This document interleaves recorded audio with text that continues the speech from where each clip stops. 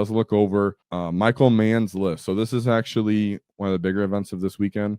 This was 101 players, so quite respectable. They were doing 6 games. So there'll be Michael Mann. We'll actually go over another list here, right here, Jake Gonzalez, number 18. So we'll go over him as well in this event. And funny enough, there's a funny orc list we're going to come across while going over these matchups, right? I'm sure you guys will actually like one of the lists. So right here, let's take a list. He calls this modern orcs. Mr. Mann calls this modern orcs. Let's see what his interpretation of the modern war may be. So we have a beast boss on Squigosaur with Edwapus, Skill Chopper, Captain Badrock, Mazrad Scragback, War Boss, and Mega Armor. So right away, I'm going to notice no Squig Beast Knob. So I'm going to wonder if there's Squigs in this list as a whole. Let's see. We got a Beast Snaggle Boy unit, just one regular boy unit.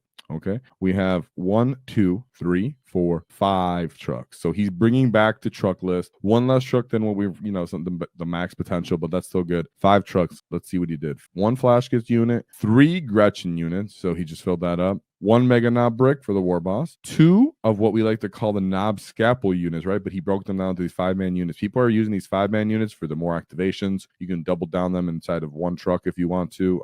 I don't think that's what he was doing here. Let's see. He has Flash Gets in the 1 truck. Yeah, so he didn't. He had Boys, Flash Gets, Knob, and then what was that? Beast Boss, Beast Snaggle Boys. Yeah, so he had all these guys. Or he actually, what he could have done is he could have, let's see. Yeah, he could have put this War Boss unit in there and then, put double the War Boss and the 5-man Knobs unit in one of the trucks. So he had all these guys in transports put all over the table. So everybody knows what this list does. You can think it off the top of your head. We got the Grot. 2 20-man units can easily sit back and screen your backfield. You can throw 1 forward as like a sacrificial / screener. So everybody knows what that list is. We've seen it for a while, but he brought it back and he did quite well because we'll just look at this going right away. 100, 163, 195, 88. So he did very, very well. Let's look at his first game. His first game, he went into the Necron. He calls this the Rise list. So the Canoptic Court, guys. Let's go over this a little. If you guys haven't heard about it yet, you should start getting a little bit familiar. I think this faction might be getting a points increase, but it's still important to kind of know the rules because we at least have a month of you having to deal with them if you plan to go out to an RTT and have fun. So we have a Catan Nightbringer,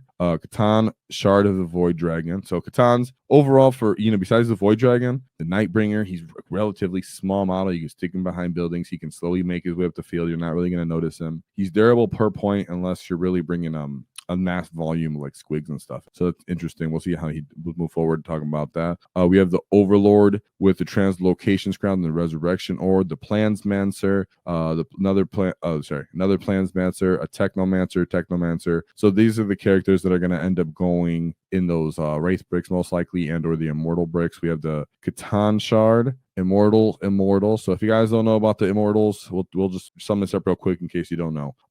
The Tesla Carbines have sustain 2, so you guys know how Orks have sustains on 6s. These guys have sustain 2s. They can get full rerolls when you're on an objective, so the enemy they're targeting, they're looking on the objective, so the reroll the hit roll. That's from the actually Canoptic Core, and then the Immortals themselves are Strength 5, 0 AP, 1 damage as their Gauss weapons, but they are devastating, so they get to reroll that into dev wounds if they choose to pop a strat for that. Their data sheet ability is reroll wounds, but they can pop a strat or they can choose to do it, I think, freely with some characters to have. And so essentially they're taking that, hitting on 3s, 2 sustained 6s, rolling that out with their mass volume of guys, probably re-rolling it to fish for 6s because they're getting sustained 2. Then take all those hit rolls, put it into whatever unit they're shooting into, look for devastating wounds, roll that again for wounds, look for devastating wounds. If they do it correctly, they're looking for about 11 dev wounds if they're popping that strat. So he has 2 of them probably, so he can pop it off twice. One probably with the strat, one with the character, maybe potential. He has Canoptic Scarab Swarm, 2 Wraiths, so only 2 big Wraith unit, and then 2 Blade unit,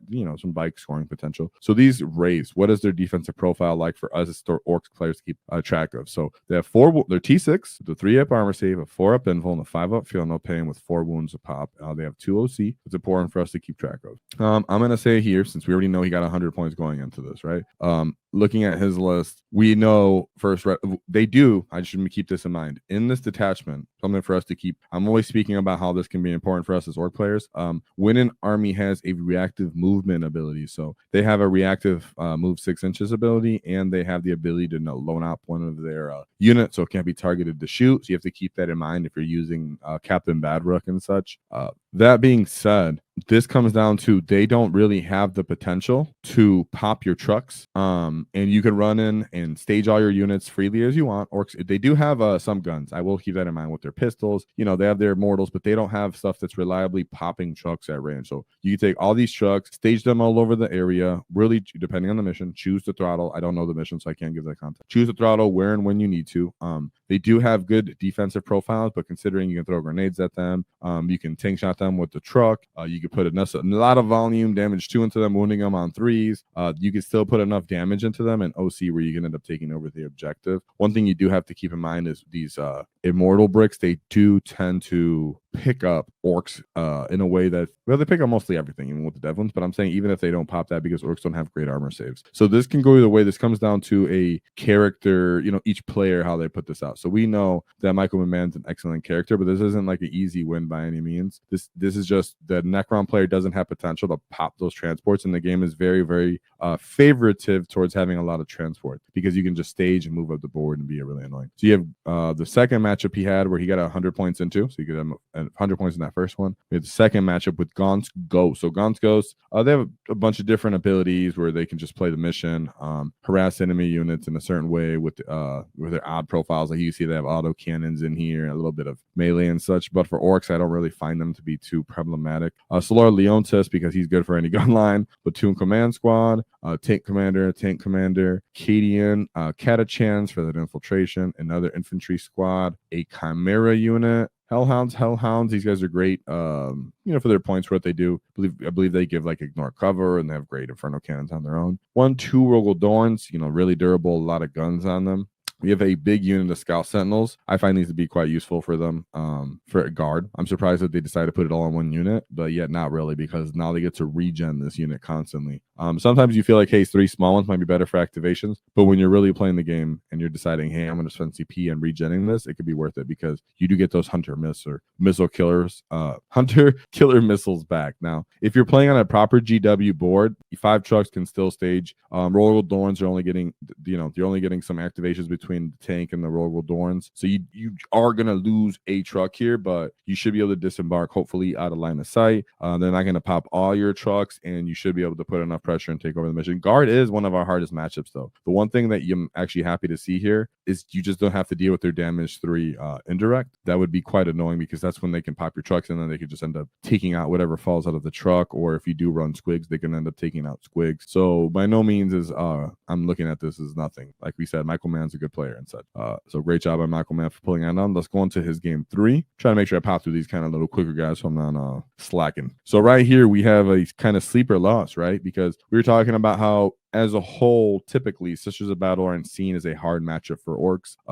There's just a softer version of Marines sometimes, is the way we like to look at it, right? They're trying to do the little version of combined arms. They like to meet us in the mid board. So let's see what they're trying to do here. We have Morgan Fall. She's going to go most likely with their Paragon war suits with Triumph of St. Catherine, Canonas, Dialogus, Palatine. We have a Sisters of Battle squad, 2 bricks of Arcoflagellants. So these guys get, each model can get, I believe it's 6 attacks from their data sheet ability. Their strength 5-0 AP, twin linked. So they're just putting a ridiculous amount of volume into whoever they're fighting, which, you know, that actually works into not great armor save orc stuff. So knobs end up getting blended up by something that's only 130 points, surprisingly. You would think that they don't, but, you know, it can go either way when you're putting that many dice into them. Then you have 2 units of those, pretty much. The Crusader, you got Seraphins, but what I wanted to point out were these gun platforms are actually quite useful into orcs. So we have, for their point cost as well, right? We have Castigator cannons. They're like D6, strength 9, D6, +3, I believe I want to say. Auto cannon shots. These are auto cannons. Sorry, these are the Castigator cannons, which auto cannons are even better for them because they get more shots.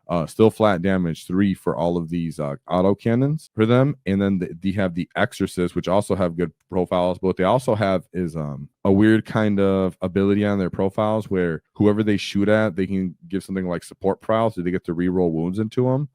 So you can see this, maybe possibly this Sister of Battle unit possibly jumping out of one of these Exorcists and getting those extra shots in, but oh no, never mind, dead emulator. So they were just chilling with emulators that transport in all these rhinos. And then you have a Paragon war suit for that Morgan Vol, like we were talking about. So they have a ton of damage 3. They can actually, and for the most part, you're looking at these guys like autocannons, you're like, you don't have have good AP. Well, for Orks, we don't mind. That's not great. You know, they actually have enough AP to pop trucks. They have enough AP to pick up elite Ork infantry units.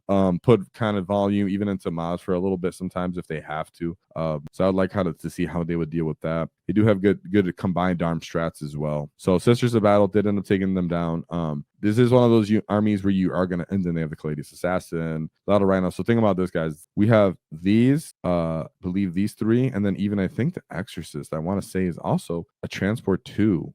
Even though it's categorized as a vehicle, not a dedicated transport, it has transport capability too. So I'm not saying they're all filled with units, but we're talking about you can just start staging guys and putting them places and being really annoying and not letting people kill your scoring units.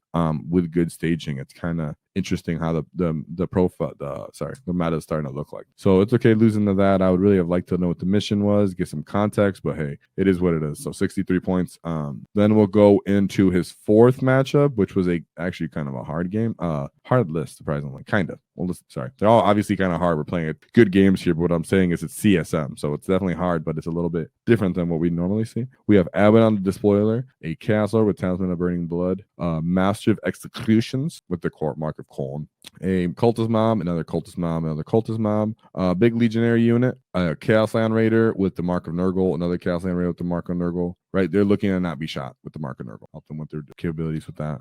Vindicator with the Mark of Nurgle, a big unit of Chosen, obviously with the Mark of Khorne, Warp Talon, and then 2 Nurgling bricks. So I think they could have done with trying to fix the more Chosen on the list. Obviously, that's kind of the meta here.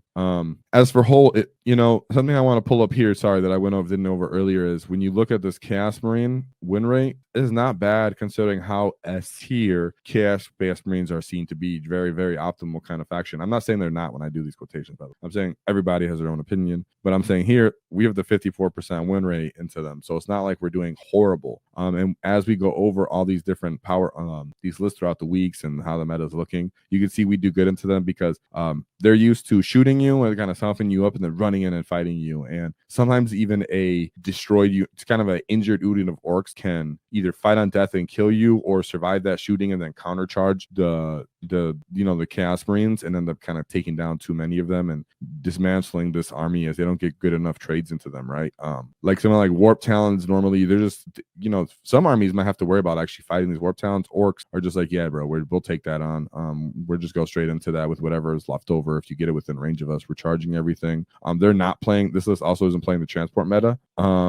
And as a whole, sometimes you can just ignore Abaddon if you have to, at least long enough to score and play the mission. Flash hits are also devastating into that matchup. 100 points from there, right? 95. So let's go into Michael Mann. Now, this is a list that I wanted you guys to see. This in a hilarious, fun, orky list. Whoa! So let's shout out to Tim Frispy. I just wanted to give you a shout out, buddy. That's a great list. So we have Mech, Gorkanaut, Kill Tank, Mecha Dread, Stampa. Boom, that's his whole list. He pretty much brought a Stampa list and the Mech Dregs for the mean. Not going to look super hard into that. It is still obviously a skew. He does have some of the tools with the Beast Boss and Edwap's Kill Chopper to deal with that. Miles on this list. A lot of trucks to where, hey, you might not even be able to pop those with the shooting because Orks are so swingy. So yeah, it's just the transport meta kind of beats the Stompa meta. Surprisingly, right? Surprising everybody, but 95-point win. And then we'll look at his last, but certainly not least matchup, which is another Necron Canoptic Court. And talking about how we felt about Orks. I don't feel like Orks are horrible. I'm having a horrible time with Necrons. We're not trying to shoot them. If anything, we're trying to run in there and beat the crap out of them. We're trying to crumple them. So we have the volume, and having a bunch of flight damage too at the perfect volume and winning them greatly works good into Necrons. So let's see what happens here. We have this Canoptic Court list. We have Hexmark Destroyer, Emotech the Stormlord, Overlord with Transcendent Scout, Plasmancer, Technomancer, Immortals, a Necron Warrior brick. I don't think this is optimal, to be honest. I would like to see how this worked out, just my opinion. Canoptic Doomstalker, Canoptic Doomstalker. Then we have the Sentinel. So these are like some Forge World guys. They're like these centipedes. They get on an objective. They fight a bit. They shoot a bit. They're not terrible. I guess they have an aura. Not really 100%. I just seen that. 2 Wraiths and then another one single blade a single Tomb Blade unit in order for scoring and playing the mission. So again, only 2 Necron Wraith units. You throttle, you get those flash kits disembarking the transport, getting within 12 inches so you don't get blown up. Hopefully you don't also respawn and get too close and reactively move them away from you. But You can get the flash within range, pop the ammo runt, get a charge off on them, unbridled carnage, beat up that unit, just straight up pick up one of those units. They only have one left. And then they're stuck kind of trying to hope that the rest of the stuff doesn't get touched or get within range of you. So because Necrons don't have the ability to fall back and shoot unless it's like the Warden or something like that. So always keep in mind, guys, if you're running a truck spam list, just start running out and touching all these Necron lists and all these Necron bricks, and you'll slow them down because they can't fall back and shoot. So they would hate that. They would hate that as a whole. So great job by Michael Mann with the truck spam. He brought it back and he went ham. Whoa!